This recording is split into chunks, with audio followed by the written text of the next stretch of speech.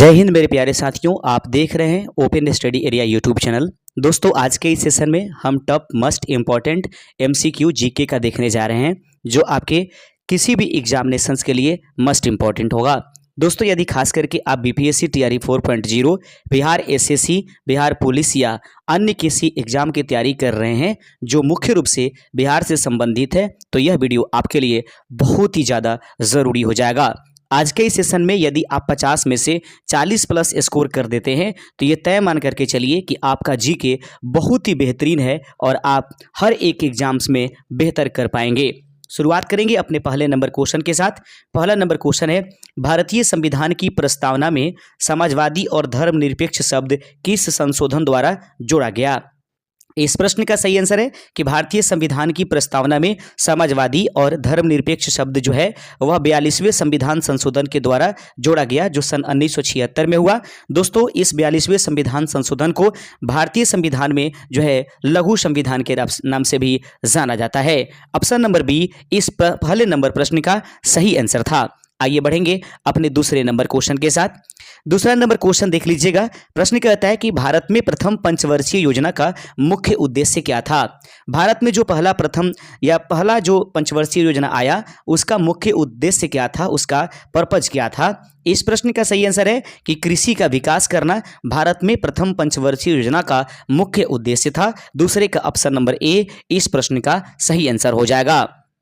बढ़ेंगे अपने तीसरे नंबर क्वेश्चन के साथ और तीसरा नंबर क्वेश्चन देखेंगे मेरे प्यारे साथियों।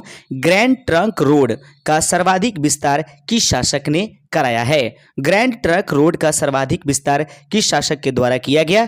इस प्रश्न का सही आंसर है शेर शाह सूरी, इसलिए इसको जो है शेर शाह सूरी रोड के नाम से भी जाना जाता है। आइए बढ़ेंगे अपने अगले नंबर क्वेश्चन के साथ।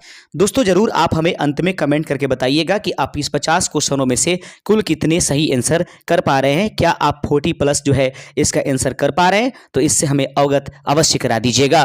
प्रश्न नंबर 4 है कि भारत का सबसे बड़ा लिग्नाइट भंडार कहाँ है? भारत का सबसे बड़ा लिग्नाइट भंडार कहां पर है? चौथे नंबर प्रश्न का सही आंसर है नेवेली, इस प्रश्न का राइट आंसर हो जाएगा। बढ़ेंगे अपने 5वें नंबर क्वेश्चन के साथ और 5वां नंबर क्वेश्चन है, विश्व का सबसे बड़ा प्रवाल भित्ति तंत्र है। विश्व की सबसे बड़ा प्रवाल भित्ति तंत्र निम्नलिखित में से कौन सा है? इस 5वें नंबर प्रश्न का सही आंसर है कि ग्रेट बैरियर रीफ जो है वह विश्व की सबसे बड़ी प्रवाल भित्ति के तंत्र के रूप में जानी जाती है। 5वें का ऑप्शन नंबर डी इस प्रश्न का राइट आंसर हो जाएगा। प्रश्न नंबर 6 देख लेंगे। प्रश्न नंबर 6 है कि ऑपरेशन फ्लड के जनक कौन है? ऑपरेशन फ्लड के जनक निम्नलिखित में से कौन है? इस प्रश्न का सही आंसर है कि ऑपरेशन फ्लड के जनक जो हैं वो छठे का option number B Verghese Kurien, इस प्रश्न का सही आंसर हो जाएगा। ऑपरेशन फ्लड के जनक जो है वर्गीज कुरियन को जाना जाता है। छठे के बाद 7वें नंबर क्वेश्चन पर हम लोग बढ़ेंगे। 7वां नंबर क्वेश्चन है कि भारतीय संविधान की 8वीं अनुसूची में वर्तमान में कितनी भाषाएं हैं? भारतीय संविधान की 8वीं अनुसूची में कुल मिलाकर के वर्तमान में कितनी भाषाएं सम्मिलित की गई हैं? इस प्रश्न का सही आंसर है 7वें नंबर का ऑप्शन नंबर सी 22 भाषा है। आइए बढ़ेंगे अपने अगले नंबर क्वेश्चन के साथ। प्रश्न नंबर 8 है, सूर्य के सबसे बाहरी भाग को क्या कहते हैं? सूर्य के सबसे बाहरी भाग को और किस नाम से जानेंगे? 8वें का सही आंसर हो जाएगा ऑप्शन नंबर सी, सूर्य के सबसे बाहरी भाग को कोरोना के नाम से जाना जाता है। आइए बढ़ेंगे प्रश्न नंबर 9 के साथ। आप बने रहिएगा हमारे साथ शुरू से अंत तक और आप अपने जीके को जरूर जो है वह चेक कर पाएंगे।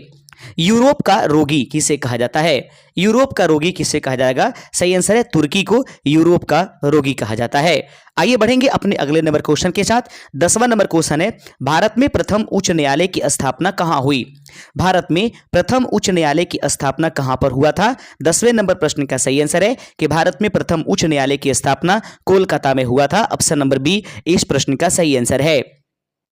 प्रश्न नंबर 11 देख लीजिएगा। क्विक सिल्वर किस धातु को जाना जाता है? या क्विक सिल्वर किस धातु का नाम है? चांदी, टीन, पारा या निकेल? इस 11 नंबर प्रश्न का सही आंसर है कि क्विक सिल्वर जो है हम लोग जिस धातु को जानते हैं उसका नाम पारा यानी मरकरी है। ऑप्शन नंबर सी इस प्रश्न का सही आंसर हो जाएगा। विश्व व्यापार संगठन WTO की स्थापना कब हुई? विश्व व्यापार संगठन WTO की स्थापना कब हुआ था? इस 12 नंबर प्रश्न का सही आंसर है सन 1995 ईस्वी में विश्व व्यापार संगठन अर्थात WTO की स्थापना हुई थी। 13 नंबर प्रश्न आपके सामने है। प्रश्न कहता है 13 नंबर, नील विद्रोह मुख्यतः किस क्षेत्र में हुआ था? नील विद्रोह निम्नलिखित में से मुख्य रूप से किस क्षेत्र में हुआ था? इस 13 नंबर प्रश्न का सही आंसर है ऑप्शन नंबर बी, बंगाल में जो है मुख्य रूप से नील विद्रोह हुआ था। आगे बढ़ेंगे, अगला नंबर क्वेश्चन आपके सामने है। प्रश्न नंबर 14 है कि मानव शरीर की सबसे छोटी हड्डी कौन सी है? यहां पर ऑप्शन ए यहां पर आ गया दोस्तों। तो मानव शरीर की सबसे छोटी जो हड्डी है वो स्टेप्स, जो कि कान की हड्डी है। ऑप्शन नंबर बी इस प्रश्न का सही आंसर हो जाएगा। प्रश्न नंबर देख लेंगे 15 आपके सामने है। 15 नंबर प्रश्न कहता है संयुक्त राष्ट्र संघ का मुख्यालय कहां है?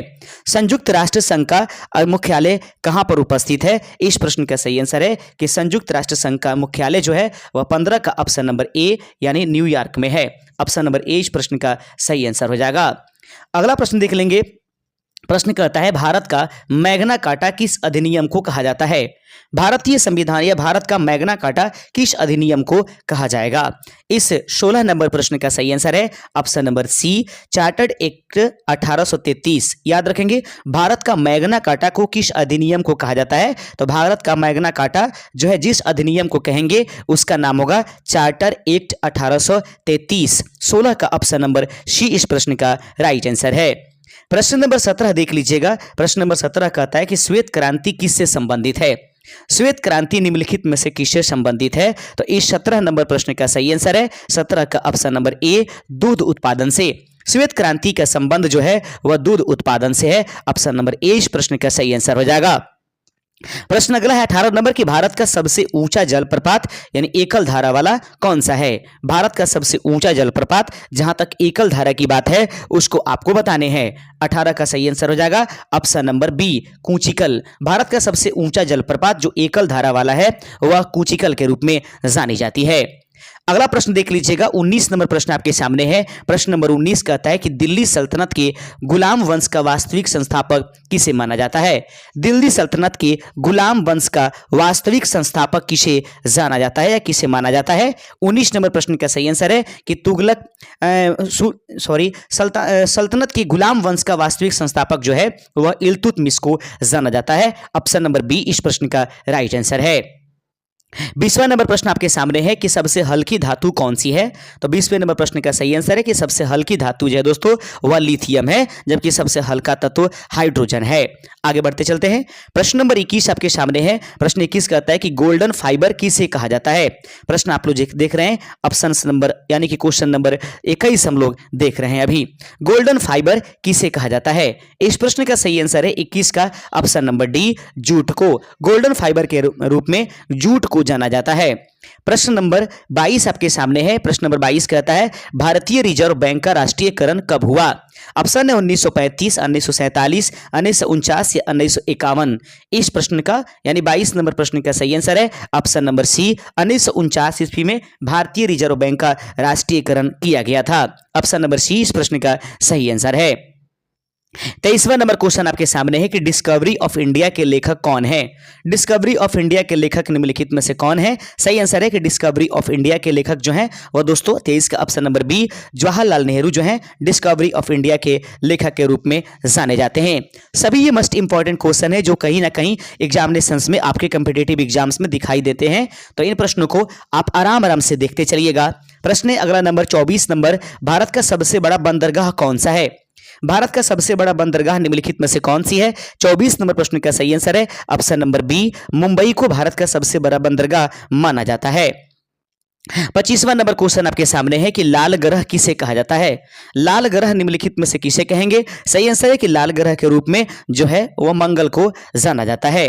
प्रश्न नंबर 26 आपके सामने है। प्रश्न कहता है 26, भारत का पहला परमाणु परीक्षण किस नाम से किया गया है?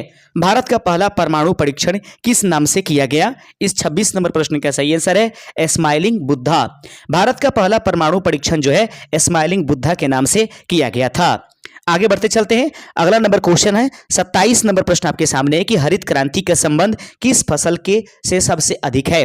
हरित क्रांति का संबंध किस फसल से सबसे अधिक है? इस 27 नंबर प्रश्न का सही आंसर है कि हरित क्रांति जो है वो सबसे अधिक जो है सफल रहा गेहूं की खेती पर। प्रश्न नंबर 28 आपके सामने है। प्रश्न 28 कहता है सबसे कठोर प्राकृतिक पदार्थ कौन सा है?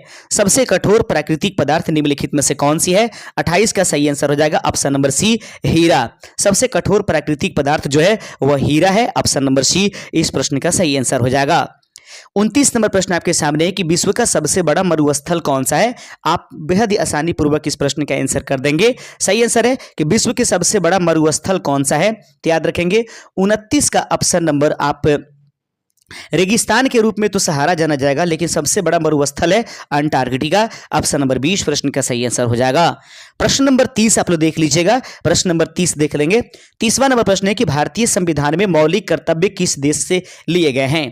भारतीय संविधान में मौलिक कर्तव्य किस देश से लिए गए हैं? 30वें नंबर प्रश्न का सही आंसर है ऑप्शन नंबर बी, रूस यानी कि पूर्व सोवियत संघ से भारतीय संविधान में मौलिक कर्तव्य को यानी फंडामेंटल ड्यूटीज को लिया गया है। 30वें का ऑप्शन नंबर 20 प्रश्न का सही आंसर हो जाएगा। 31 नंबर प्रश्न देख लीजिएगा। सूर्य के सबसे निकट ग्रह कौन सा है? सूर्य के सबसे निकट ग्रह निम्नलिखित में से कौन सी है? 31 नंबर प्रश्न का सही आंसर है कि सूर्य के सबसे निकट ग्रह रहने वाली वह जो है बुध है। ऑप्शन नंबर ए इस प्रश्न का सही आंसर है। प्रश्न नंबर 32 देखिएगा। गीता रहस्य के लेखक कौन है? तो गीता रहस्यम के लेखक जो हैं वह हैं बाल Gangadhar Tilak. Option number A यानी कि मंडला जेल में इसको लिखा गया था। आगे बढ़ते चलते हैं। प्रश्न नंबर 33 है, कहता है प्रश्न 33 भारत का सबसे लंबा राष्ट्रीय राजमार्ग निम्नलिखित में से कौन सा है? भारत का सबसे लंबा राष्ट्रीय राजमार्ग निम्नलिखित में से कौन सा है? इस प्रश्न का आंसर आप लोग जो है जरूर हमें कमेंट करके बताइएगा। 33 का ये सही आंसर क्या हो जाएगा? जितना हो सकता है उतने इसको आंसर आप कमेंट करके हमको बताइएगा। प्रश्न नंबर आगे देख लीजिएगा। 34 नंबर प्रश्न है विटामिन सी का रासायनिक नाम क्या है?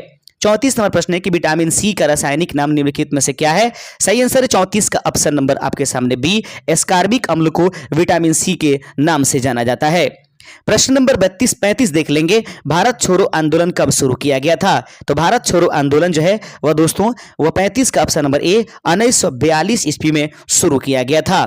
इसी में महात्मा गांधी के द्वारा करो या मरो का नारा दिया गया था। विश्व का सबसे गहरा महासागर कौन सा है? अटलांटिक, हिंद, प्रशांत या आर्कटिक? इस प्रश्न का सही आंसर है 36 का ऑप्शन नंबर सी, प्रशांत महासागर। आगे बढ़ते चलते हैं। प्रश्न नंबर 37 देख लीजिएगा। पंचतंत्र के रचयिता निम्नलिखित में से कौन है?